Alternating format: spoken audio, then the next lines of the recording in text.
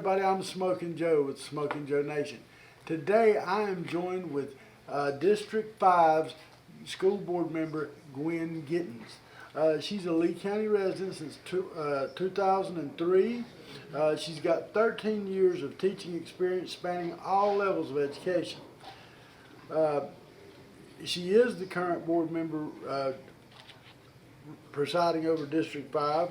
Gwyn, could you fill us a little bit on your background, where you're from, things like that, and your experiences? Okay. Like you said, I'm here since 2003, and when my husband and I moved over from the East Coast, from Port St. Lucie over here, and I have been in corporate banking for quite a few years before I moved over here. I worked for what I call Bar Nation of America, Barnett Bank, Nations Bank, and Bank of America. And the last job I had with them, I was in charge of training and development for the state of Florida. So that part of my corporate experience and running a budget and all of that is one of the things that I think makes me good for being in this position, because I understand what it's all about. Well, I have noticed, like I said, I'm usually attending, or if not, at least watching every meeting. And I have noticed that you have vigilantly fought for your district, and I commend you for that. The current district you reside over has a higher incident rates pertaining to bullying, fights, and violence.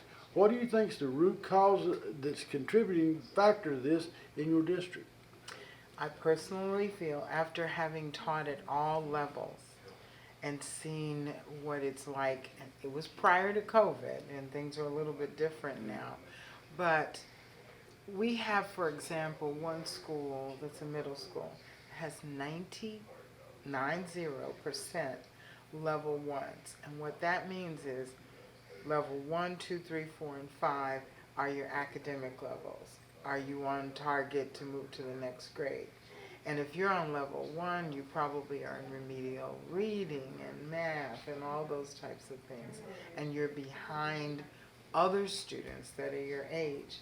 So my theory is, when you put a large group of the same students with the same needs and the same demographics, it's going to be difficult. Well, how do you propose we change those numbers? Well, I think we need to go back to the drawing table about a lot of things. Now we have, don't get me wrong, there's schools like Harns Marsh Middle that has 90% of level ones, but those teachers and staff and the principal and all of them work very hard to make sure those students achieve. But I think that it should be kind of equal throughout the district. Correct. So that you attract some of the higher levels and some of the middle and some of the bottom. That's just how it should run. And I think, you know, we went around a long time about proximity. Right. And we spent a lot of money. Maybe some of your listeners, your viewers, went to some of the meetings that we had. We hired someone from California and spent thousands of dollars to get them to tell us how to do proximity. And now it's not happening. So we need to go back to the drawing table. We need to put the resources where they belong.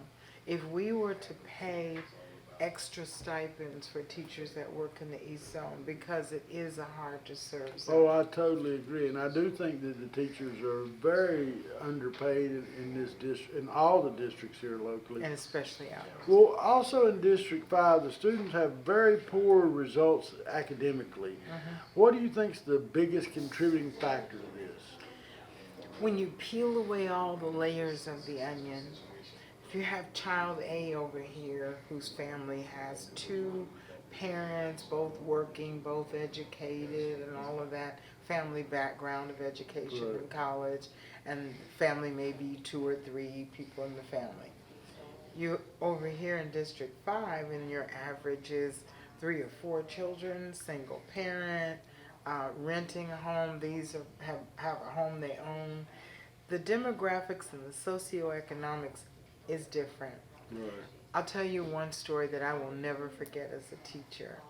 I had a little Hispanic kid, freshman, and in high school, and they had a project to do with a poster board, every day I'd ask him, where's yours? You got to do it. So I thought maybe he just didn't have the money to get it. I gave him the pencils, everything he needed, and the poster board.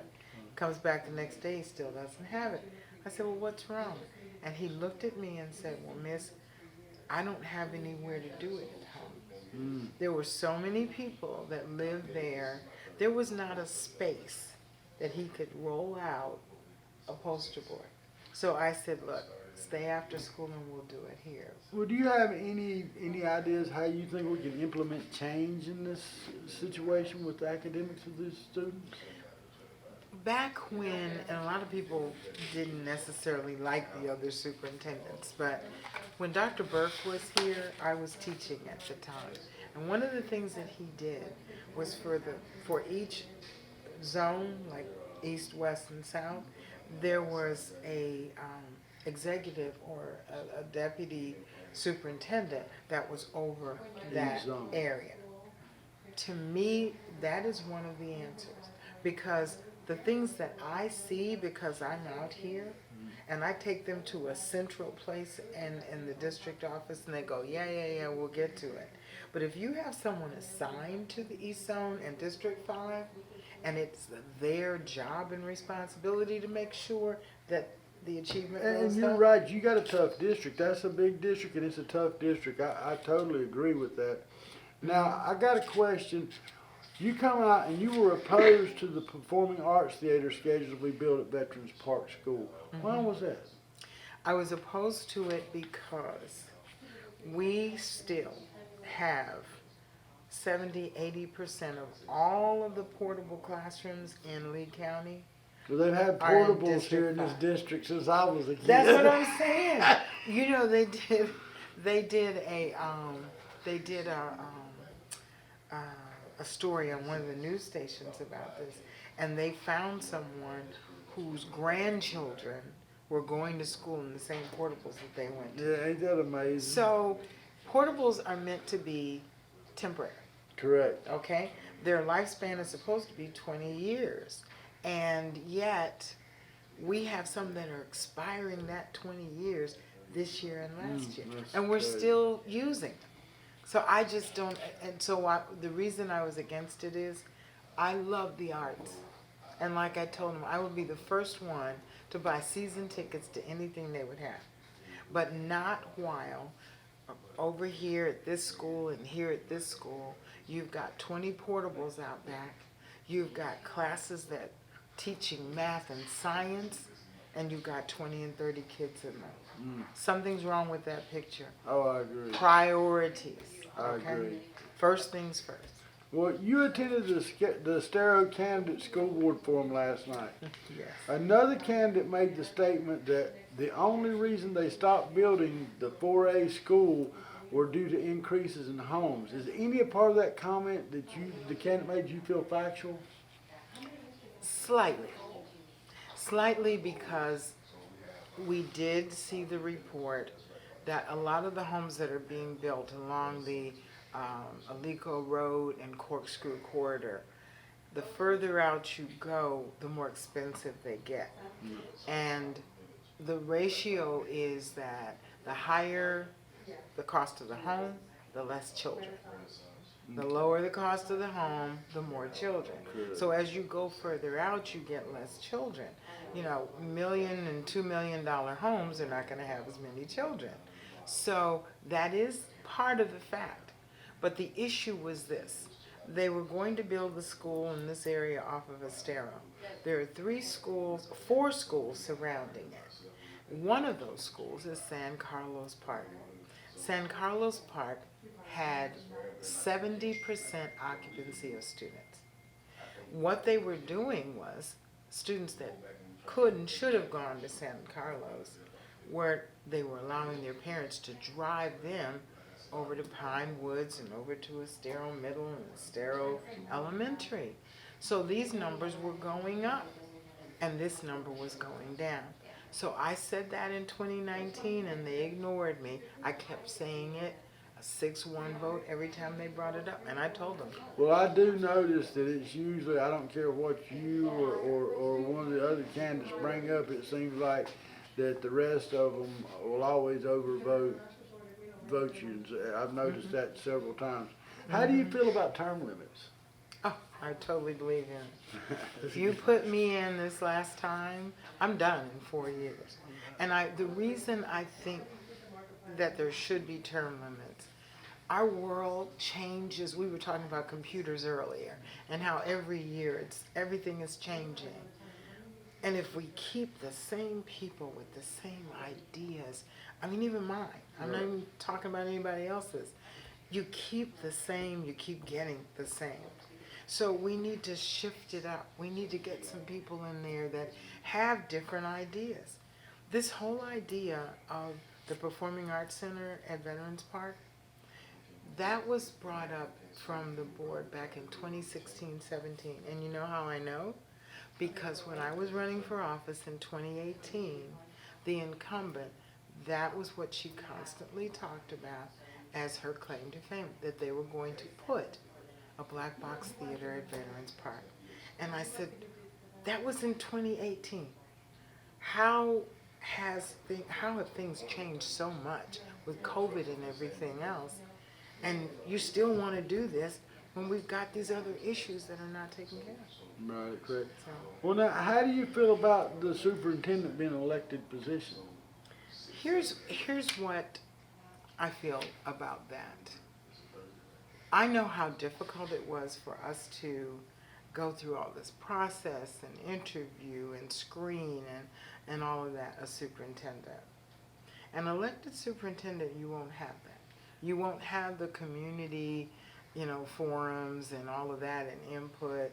You just vote. Well, I would agree with that to the extent of if the outside source that y'all had researching who the superintendent had held up their end of the bargain. Yeah. Realistically, I feel like we were cheated in this. There were some things that if I had the power, I would have changed, yes.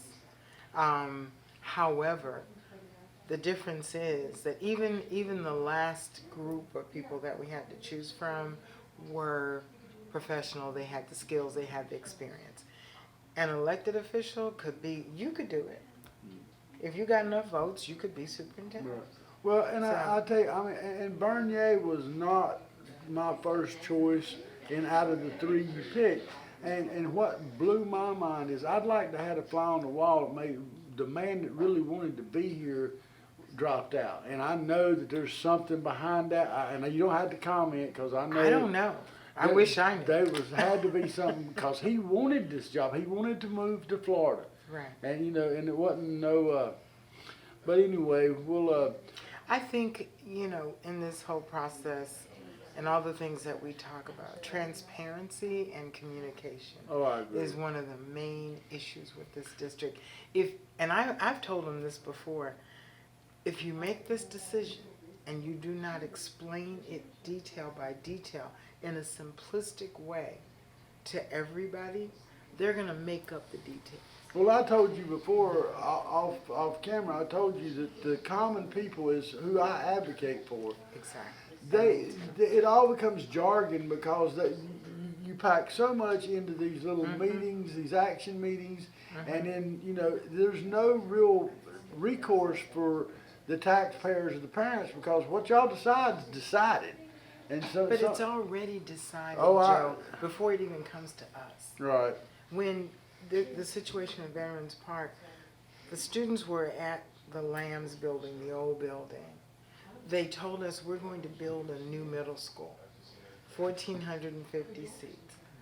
Yay! We can take from here and from here and from here and ease up things. And Right. they moved all of these students over here.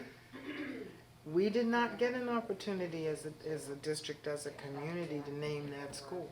We knew nothing about it until it was already in the works. It was already done. So we need to learn, and I have said this since I've been here, the average reading level in the United States of America is 6th to 7th grade. That is not saying that people are dumb or can't read. Even if you have a PhD and you look at something, you want it simple. Right. Because you're busy and you don't want to have to sit with your dictionary as well. Make it simple so people. Well, I got another question. Yeah. Would you be opposed to increasing the public speaking time to three minutes, regardless of how the amount of speakers that are there to speak? I would not be opposed to It's that. hard to say anything in a minute. I know, in a minute. And then when you come, I tell people that say, "Oh, I'm going to come to the meeting and talk." Okay, well, you need 3 scripts. You need one for 1 minute, one for 2, and one for 3. Because I'm steady in there backing down And when scratching. You see people out in the back in the audience scratching and whatever. But there is a statute that talks about our meetings. And somebody mentioned at the thing last night that, we could go on as long as we need to till 1 o'clock. Well, you'd have to change statute. The statute says 11 o'clock. But I'll tell you, one of the things, we need more time in the meeting to do it, right? So one of the things when I was chair that I brought up, and they actually voted with me, was to have the agenda review. What the agenda review is, we get the agenda 7 days before.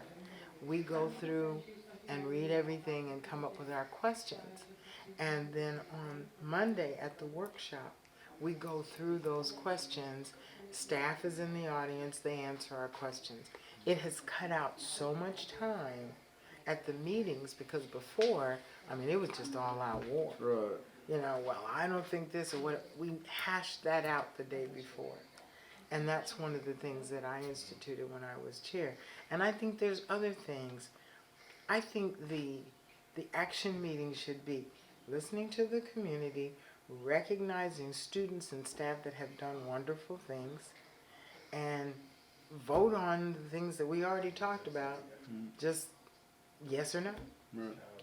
Another thing that a lot of people, because of the money situation, have come to me, and it's been alleged that the board has spent $90,000 on outside investigators for a small amount of investigations conducted at the district, which have found the district board members innocent, Rickley. What are your feelings on the district consistently utilizing outside vendors to investigate? There are times that we do not have the internal staff to investigate certain things. Well, do you not think it would be in the best interest of the taxpayers to allow the OIG or the FDLE to investigate it? To investigate it first, right. But let me tell you, part of that amount that you're talking about was when we first came up, and that was one of my suggestions, to have a hotline so that employees or anybody that have issues can call in anonymously and say, look, this isn't quite right. So we got that. But instead of it being for employees and going through the right process, all of a sudden, we were all getting from other board members accused of things, and suddenly we were spending time and money. I got accused in an ethics complaint that I was at a conference and I went to a dinner and there was like 40 people there, and somebody turned in a complaint that my dinner cost more than $51. And so I had gone over the limit, and therefore it was ethics. We spent time and money and your tax dollars to fight something so stupid. The thing even said that it was in Orlando. The conference was in Tampa. Well, okay. That juxtaposes me into the next thing. Okay. District 3, Chris Patrica, has consistently made comments that you pick on her and makes false allegations on her. Mm-hmm. Is it true that Board Attorney Deputy Bruno tried to bring you both together in peace talks? Kind of, sort of true. Ms. Patrica asked for an opportunity to talk with me.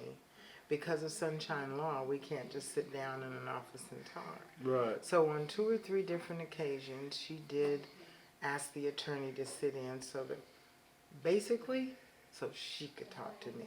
Well, do you feel like that this improves your relationship with Ms. Patrica? Not when Well, you're do you yelling feel like at Deputy me. Bruno overstepped her boundaries?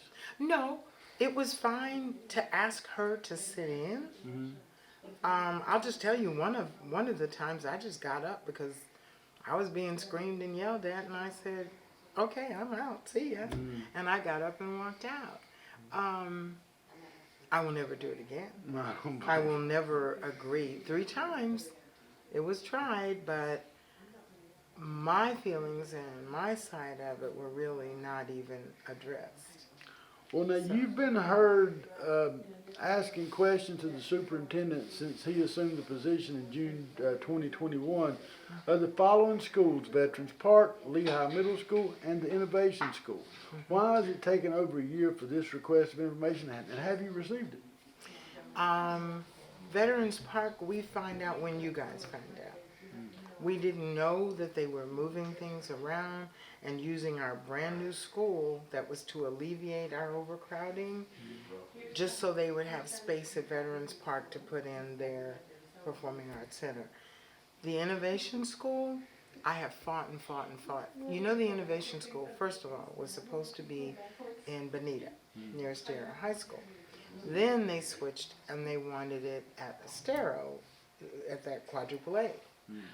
And then when that was squashed, they decided to put it on Tree Line. And I'm still fighting that because 2 years ago or so, they said, we know you need this and this and this. 3 or 4 schools in the East Zone, in District 5. District 5 part of the East Zone is different. Right. On the other side of 82 is where, if you look at a scatter map of where the students are, And we're going to put the map up of the district that Miss Gittens serves now and is running for re-election to serve behind us here, so you can look at that. and you'll be able to see it. And there's one scatter map that, if I can find it, I'll give it to you, that Davis Demographics did. And it shows each dot, blue dot, was a child. And on the other side of 82, in what I call Duplex City, there were so many dots that it was just a blue blob.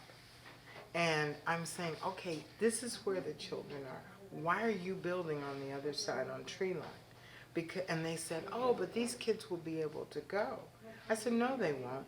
Because if it's on Tree Line, all these houses and coming down Daniels, what is it, Timber Tree or Timber whatever is going in. Across the street is another housing complex going in. So once you have this little school here and draw the circumference, you keep building houses. It's full before you get on the other side of 82, so we lose again. We'll get back into it. Okay. So. Many employees and parents feel the district is not forthcoming, lacking on transparency and integrity when it comes to investigations. What would you propose we do to handle and change this issue? Okay, one of the things that has changed, and I'm hopeful that it's going to make things better in investigations, especially with employees. We got the hotline, the Lighthouse hotline set up, but what was happening is it was going through one department and people did not feel safe with that department knowing what's going on.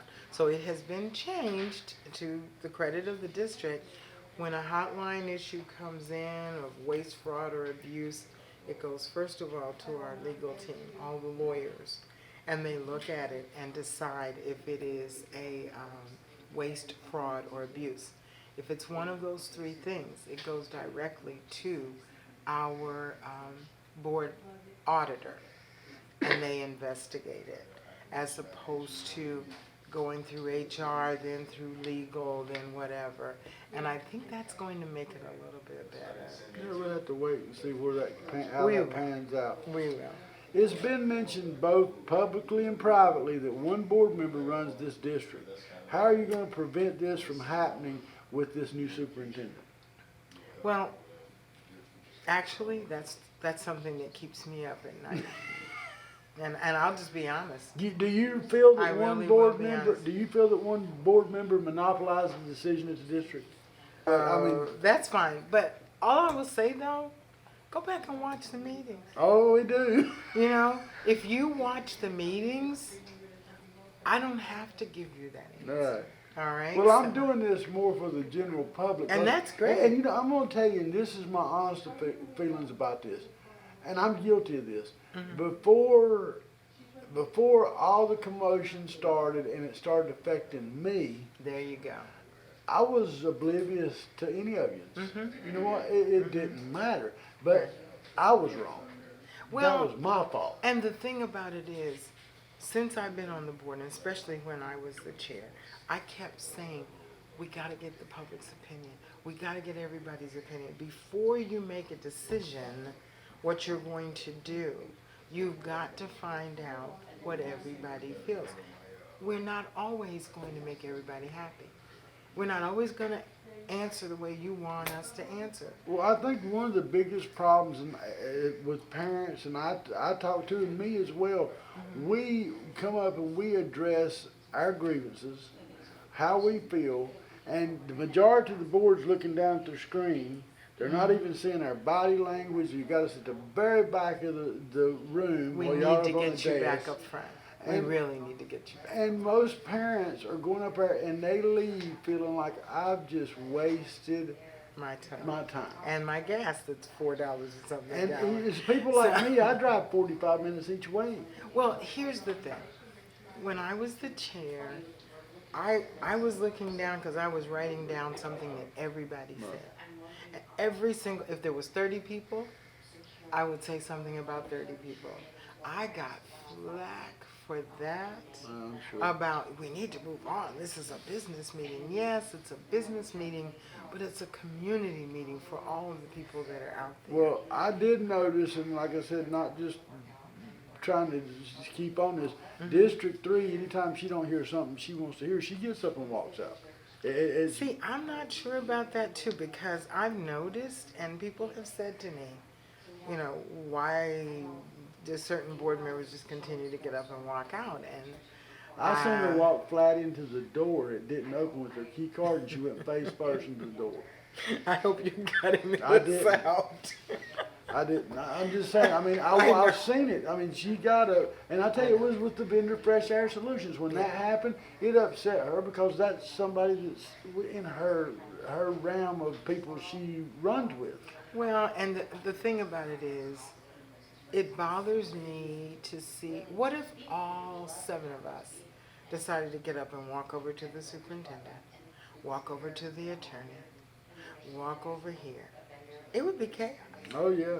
Well, that board's kind of chaos right now. I mean, Well, one thing I hate to hear though, when people will say, "Oh, that board is whatever."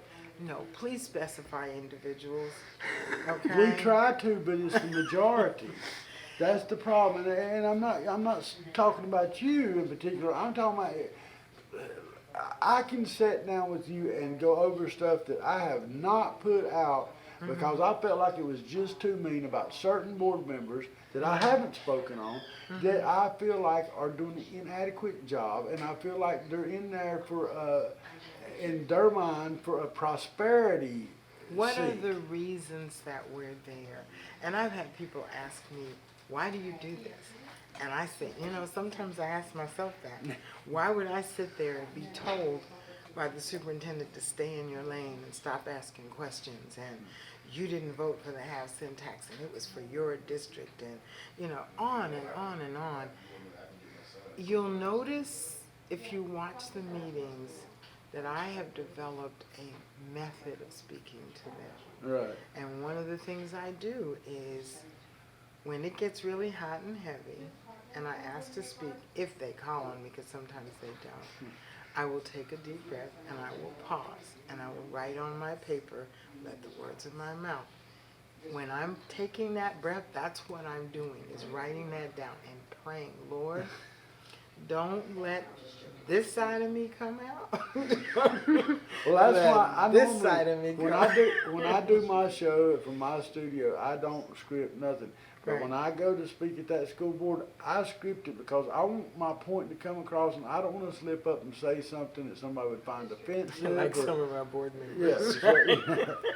I know. Now, we've all seen the pictures of the poor quality food that's been served to our children for breakfast and lunch. Both the quality and the healthy choices have declined since 2020. Yes. We can surmise that this happened after the cancellation of the Oaks Farms contract. Are you in favor of reinstating the Oaks Farms contract so that children can have fresh quality fruits and veggies? Ask me, have we?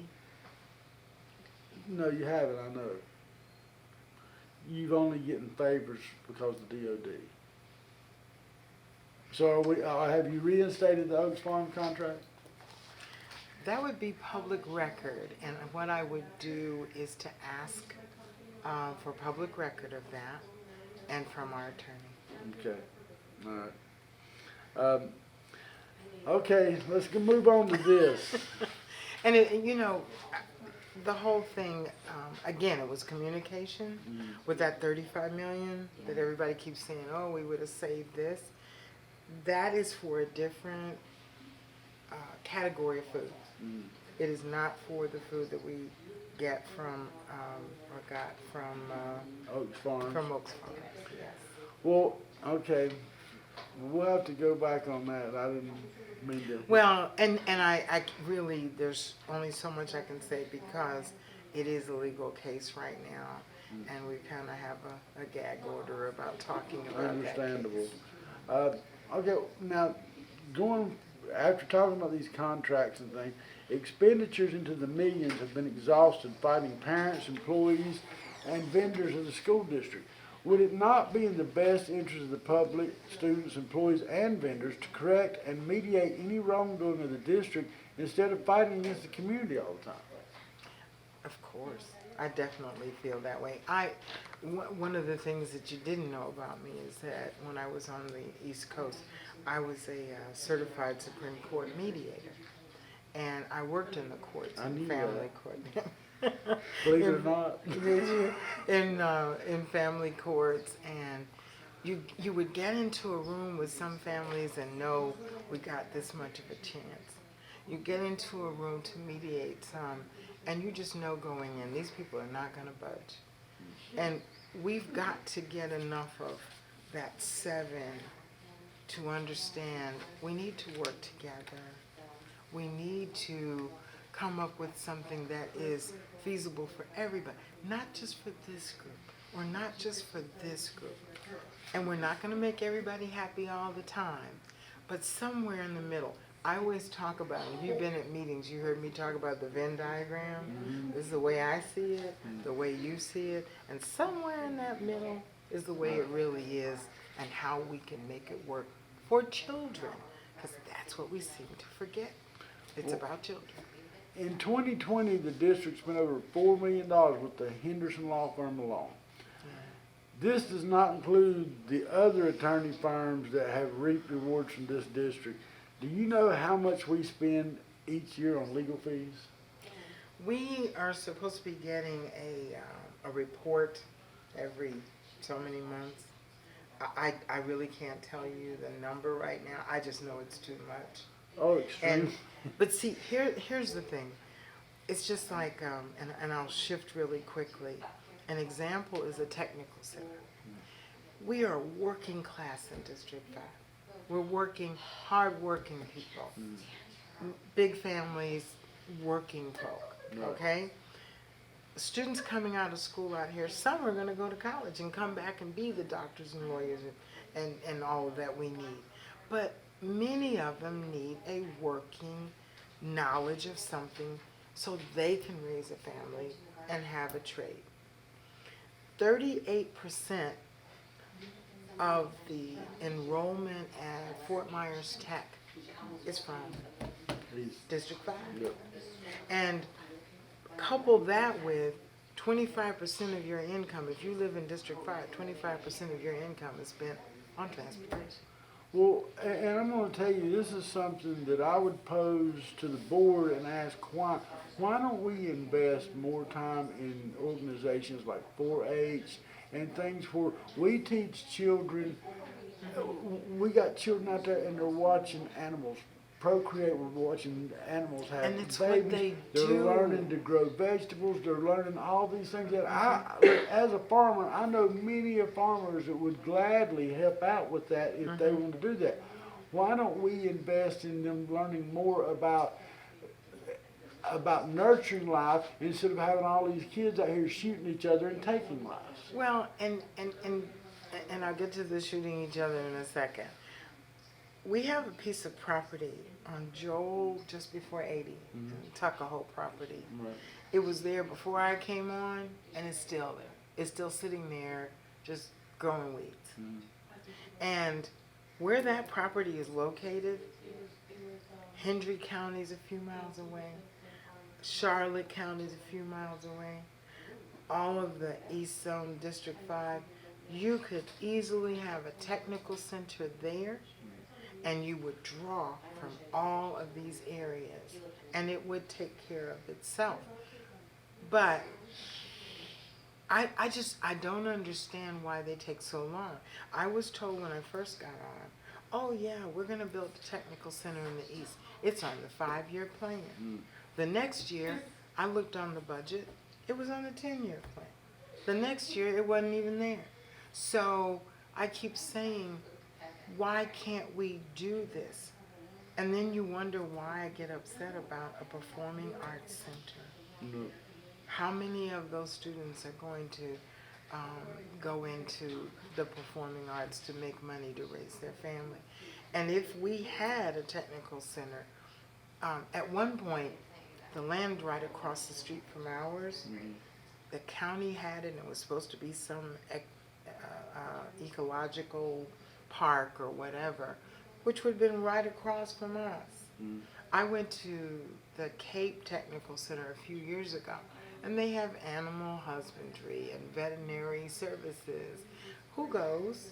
The kids that live in Alva and the kids that live in Olga and all out on the farms in that area. And a lot of that's got to do with the actual parent base in those areas. And you know, we struggle. We've got a child that goes over here in Lee County schools. And my youngest child is going to be starting school next year. My biggest struggle, and probably me and her biggest struggle, is I had rather her go somewhere besides Lee County, simply because the current board we've got, and I'm not talking to you, I'm talking about overall as a board, because the ones that have the right intentions and are there for the children, they get shut down by the ones that's sat on that board for years and years Term and limits. years. Yeah, we need term limits. Term limits, and we need an election. And you got a lot of To you get got a some lot help. of you got a lot of kids that they move here from other states, northern states, and places where agriculture maybe was not such a big part of the economy. Agriculture is one of our main stays in the state of Florida. And when you look at the whole of Lee County academically, what part is best for agriculture and learning about all of that? Oh, I agree. I spoke to, I was in a meeting last year sometime and talking about where the jobs were and all of that. A representative from Lee Health said 80% of their nurses come from where? Right out there in District 5. So why can't we have a nursing school? I talked to people about, CDL. You're going to tell me we can't get a concreted off parking lot area and get Sam Galloway or somebody to give us a big truck, lease us a truck, Well, I believe and y'all teach hadn't. CDL. I believe y'all hadn't took the Oaks Farms deal like that. They got plenty of trucks that'll probably donate. See, that's what I'm saying. But this is where we need to. We talk about community involvement, but for what? What are we using that community involvement And this for? is not blame for this. Just to go back with you about the CDL course. This is not blame on the school board. That's more of a state government thing because they've set that up to where there's only a few people they let be instructors, and that's set up for these companies that are trying to capitalize off of people. And let's just be honest, that have limited education. A lot of, and don't get me wrong, there's a lot of truck drivers that are extremely Very smart. smart. It's a good paying job. But there's a lot of people that have limited education, and it's a good way for them to provide for a family. Well, and the thing about it is, you're right about the state, but right now, businesses are between a rock and a hard place. They don't have enough drivers, and so they're looking for some. So we need to partner together. If they need workers and we've got workers that we could train, they have the power. They can go to Tallahassee and say, look, you're hurting my business because I need these people and I can't get enough people to fill these jobs. Right. So there's all kinds of things we can do to work together. Well, I'm going to ask you a question here. We're going to Okay. get here. What sets you apart and makes you the better candidate from the other school board candidates that are running this race? Because we are close to a $2 billion corporation. They don't like to hear a corporation. We're a school district. When you get up to close to $2 billion, you are a company. Yeah. You need to have company type meetings and processes in place. We do things by, let's do this. It's like a shiny object. Right. Look over here, we can do this. We need processes in place. We need to be streamlined. We need to streamline our staff. And we need we're taking the best and brightest teachers and taking them out of the classroom and making them coaches. At what point do we need to leave them in the classroom? Because you're short of teachers. I asked for a hiatus on hiring coaches, and then all the coaches in the district at this point in time, when we're so short of teachers, should be out in a school. Not once a week, but assigned to a school.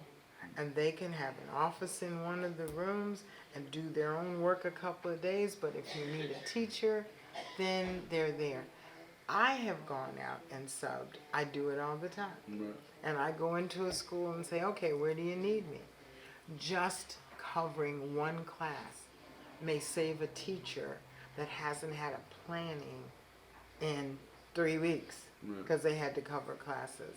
So we need to look at ourselves as a larger company. We need to redefine who does what. Make people accountable, and I go back to a regional director over each north, south, and east, and make them responsible, and they will know. We'll be able to go to them and say, look, Mr. Jones, you're in charge of the East Zone. Here's what we need. And because it's Mr. Jones' job, then he takes it to the district and says, we need this.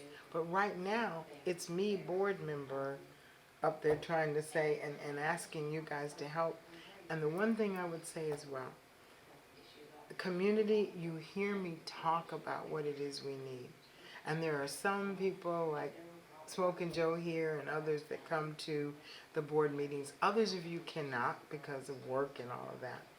But as many as can come from East Zone, from District 5, whose children need the resources that they're not getting. We need your voices. We need your emails. We need your phone calls. We need you to speak up and add a voice to the voice that I have. And I'm telling you what you need to do to make sure we have a better educational system for your children. I want to ask you just maybe one or two more questions here. Okay. Now, it is a talking point at every forum I've been to, and every candidate weighs in, and I hear the same answer. What is your honest opinion on CRT and social environmental learning? Okay. It's social emotional learning.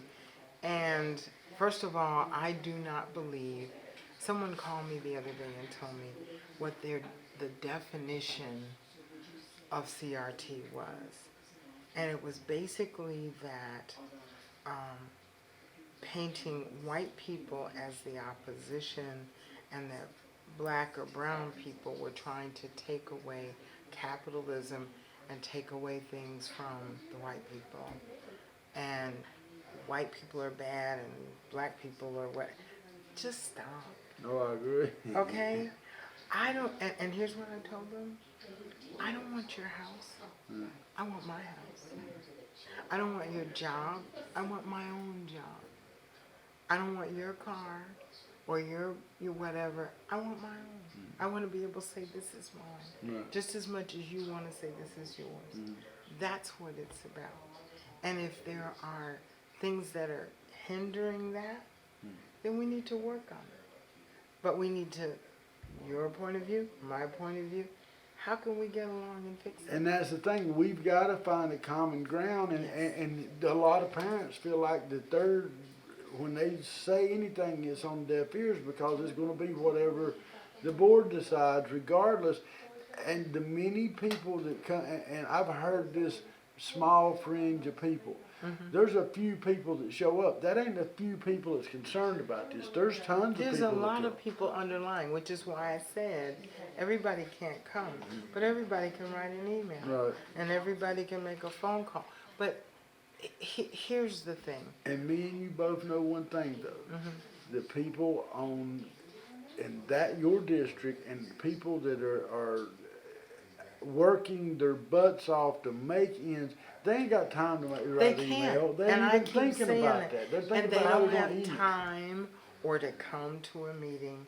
So those that can, we have to band together for those that can't.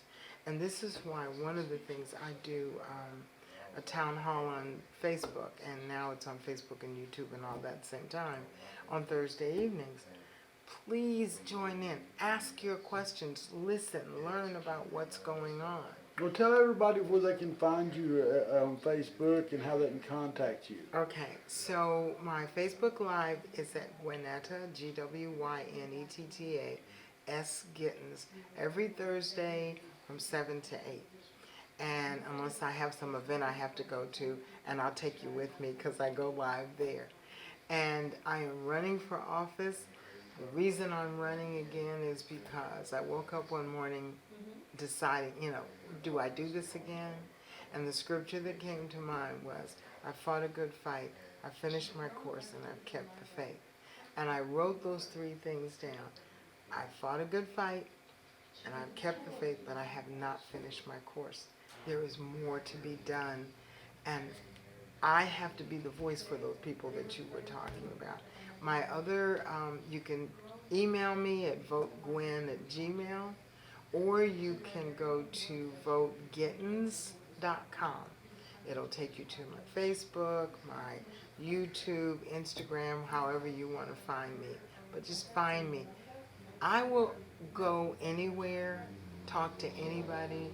I have lunches with people that are so totally opposed to what I think or believe. You would just wonder, well, how do you do that? Because that's how we learn from each other. Absolutely. That's how we get closer together. Some powers that be want us separated.